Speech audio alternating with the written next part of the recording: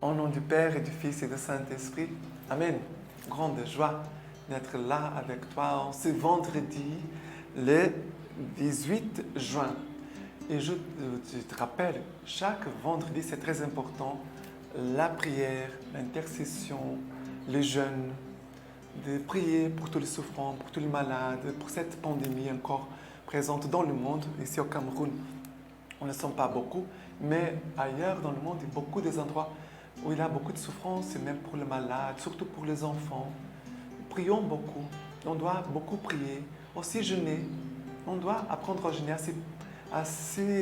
faire un sacrifice, de faire des sacrifices, c'est très important.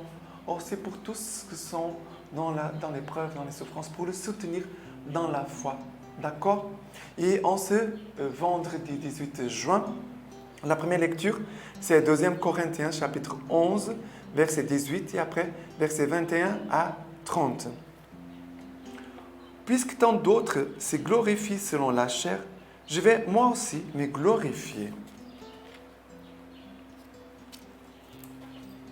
Mais ce dont on se prévaut, c'est en insensé que je parle. Je puis m'en prévaloir moi aussi.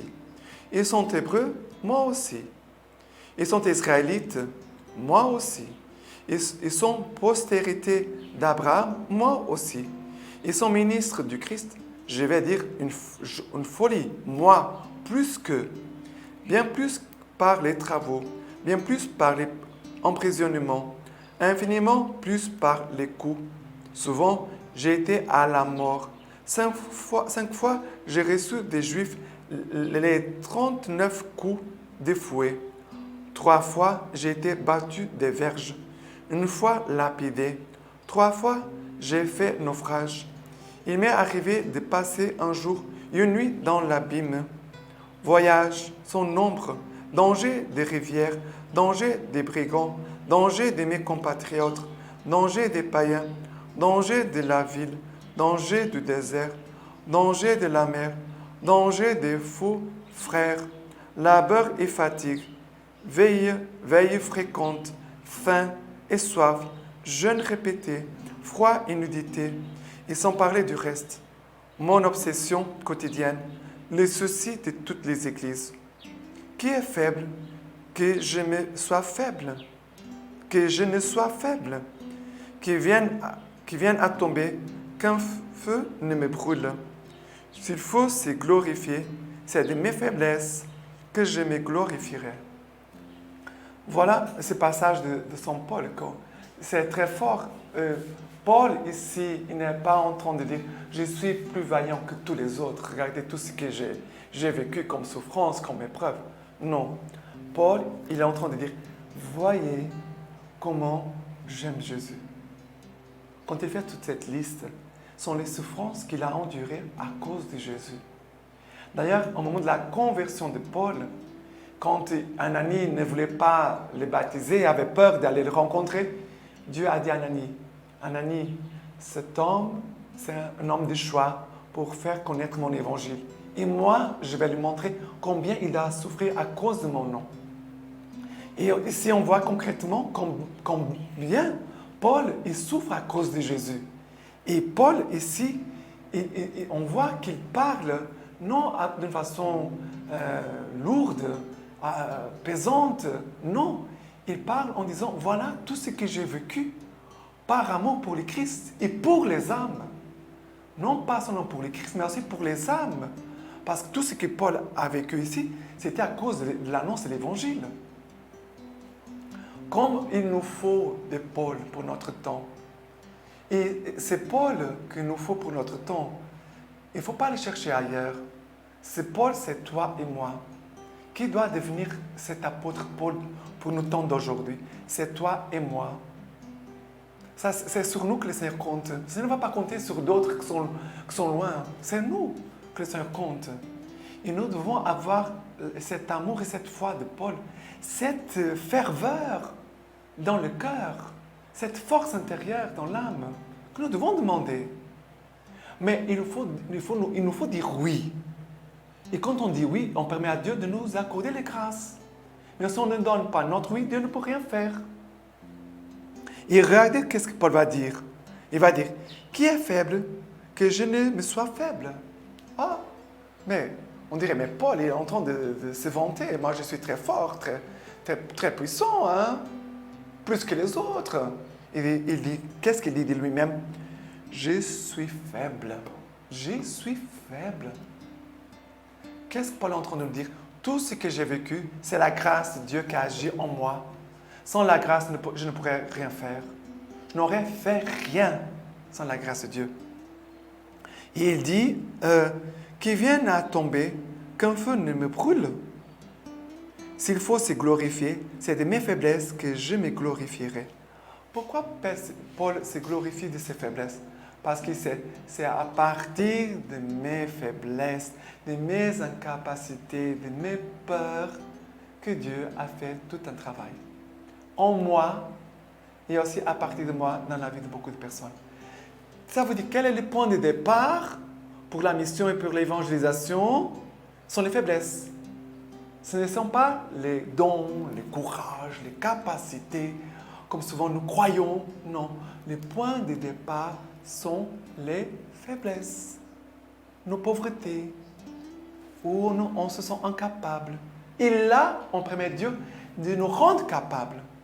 Et comme ça, on sera toujours humble, parce qu'on va voir concrètement que la grâce vient de Dieu, qu'elle ne vient pas de nous.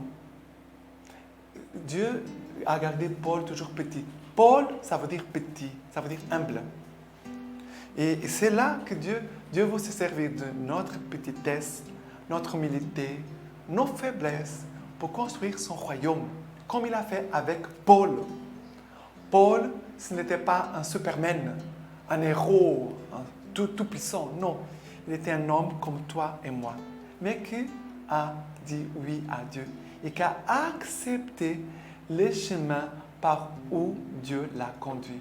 Et cela, il nous faut aussi demander la même grâce, d'accepter les chemins par où Dieu veut nous conduire, dans la certitude que Dieu va nous accorder sa grâce et que cette grâce va aussi féconder la vie d'autres personnes qui sont autour de nous. OK?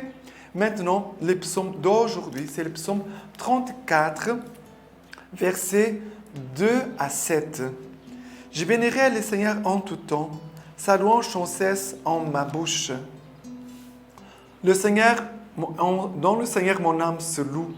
Qu'ils écoutent les humbles, qu'ils jubilent. Magnifiez avec moi le Seigneur, exaltons ensemble son nom. Je cherche le Seigneur, il me répond. De toutes mes frayeurs me délivre. Qui regarde vers lui resplendira. Sur son visage, point de honte. Un pauvre a crié, le Seigneur écoute. Et de toutes ses angoisses, il les délivre. Deux choses très importantes ici.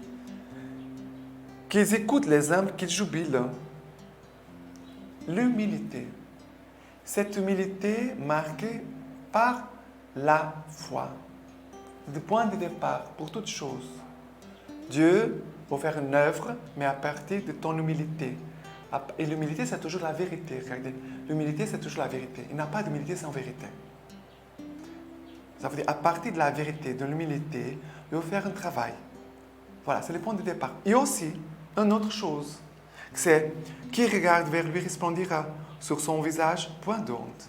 Ça veut dire qu'un homme qui est vrai, qui est humble, qui se met en présence de Dieu, qui les contemple, qui regarde vers Dieu, qui les contemple, le Seigneur va faire resplendir sur lui sa grâce, sa force. Ça veut dire que Dieu va manifester son action. C'est cela que nous avons besoin. C'est cela que nous avons besoin. Et non pas des gens orgueilleux qui se trouvent les meilleurs que tous les autres. Moi, je suis très bien, les autres sont tous mauvais. Regarde, nous sommes comme les pharisiens. Les pharisiens qui sont là dans le temple. Moi, je suis bien, je ne suis pas comme voleur comme les autres. Moi, je jeûne, j'ai fait l'aumône, j'ai fait ça et ça et ça. Cet homme est rentré chez lui, mais il n'était pas justifié. Et il a essayé de se sauver lui-même, mais il n'a pas été sauvé par le Christ. Non, cet homme n'a pas touché le salut du Christ. Nous avons été créés pour toucher et vivre le salut du Christ. de dire, voilà, le Christ m'a sauvé. Le Christ m'a sauvé. Sans lui, qu'est-ce que j'allais devenir sans lui? Et maintenant, l'évangile d'aujourd'hui, c'est Matthieu 6, versets 19 à 23. Ne vous amassez point des trésors sur la terre, où la mythe et les vers consument, où les voleurs percent et les cambriolent, mais amassez-vous des trésors dans les ciels. Là, point de mythe, ni de vers qui consument, point de voleurs qui perforent et cambriolent. Car où est ton trésor, là sera aussi ton cœur. La lampe du corps, c'est l'œil. Si donc ton œil est sain, ton corps tout entier sera lumineux. Mais si ton œil est malade, ton corps tout entier sera ténébreux. Si donc la lumière qui est en toi est ténèbre, quelle ténèbre? Alors, deux choses ici, c'est quel est ton trésor? La question, quel est ton trésor? Quels sont les trésors que tu es en train d'amasser? Première chose. Parce que si, Jésus va dire, car où est ton trésor, là sera aussi ton cœur. Si mes trésors sont ici-bas des choses, des personnes, des postes, des charges, des titres, des honneurs, c'est là où se trouve ton cœur. On pourrait même dire, là se trouve ton âme. Mais si ton cœur est en Dieu, ton âme est en Dieu, ça, personne ne pourra t'envoler. Personne ne pourra te voler, te tirer. Tu ne vas pas les perdre. C'est très important. Où est ton trésor? Qui est ton trésor? C'est très important parce que sinon, on met Dieu en milieu d'autres choses. Non, non, non, non. Dieu est Dieu, les autres sont les autres, et moi, je suis le troisième. Et les choses de cette terre sont les choses de cette terre. Dieu est Dieu. Nous avons été créés pour le ciel, pour la vie éternelle. Nous avons été créés pour Dieu. Et Dieu connaît tout ce que nous vivons, tout ce que nous avons besoin. Je lui fais confiance. Souvent, pourquoi les hommes s'attachent aux choses de cette terre? Parce qu'ils n'ont pas confiance en Dieu. Ils ne sont pas attachés en Dieu, ils n'ont pas confiance en Dieu, ils n'ont pas la foi. On peut dire souvent qu'on a la foi et on ne vit pas la foi. On dit de notre bouche, mais on ne vit pas la foi. On dit qu'on a confiance en Dieu, mais est-ce qu'on a confiance en Dieu? Ou pas? Parce que ce que nous vivons dans notre intérieur manifeste vraiment où est notre trésor. Ce que nous vivons à l'extérieur, mais aussi dans notre intérieur, manifeste où est notre trésor. Et après, Jésus va dire une autre chose très importante. La lampe du corps, c'est l'œil. Si donc ton œil est sain, ton corps tout entier sera lumineux. Ça veut dire comment tu regardes les autres. Comment je regarde mes frères et sœurs? Je regarde avec un œil bon, sain ou mauvais.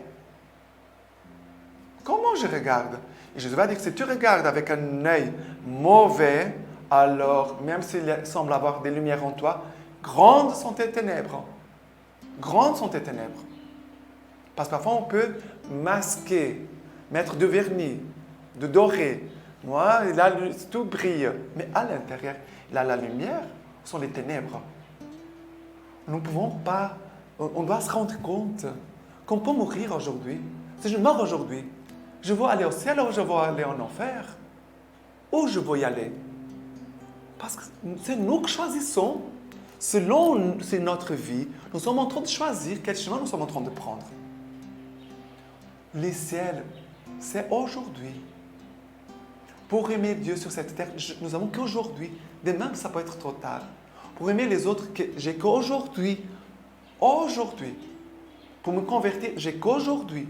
Demain, ça peut être trop tard. C'est pour cela que le Seigneur nous parle ici.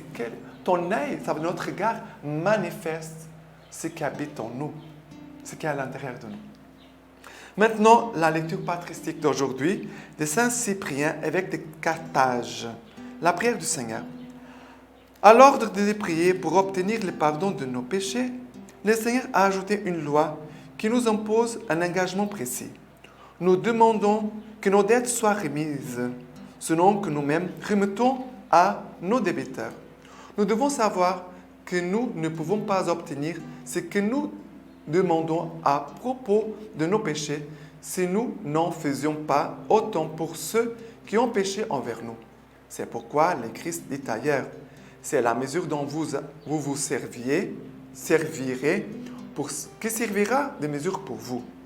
Et le serviteur qui, après avoir été libéré de toute sa dette, ne voulut pas à son tour remettre celle de son compagnon de service, est jeté en prison, parce qu'il n'avait pas voulu faire grâce à son compagnon.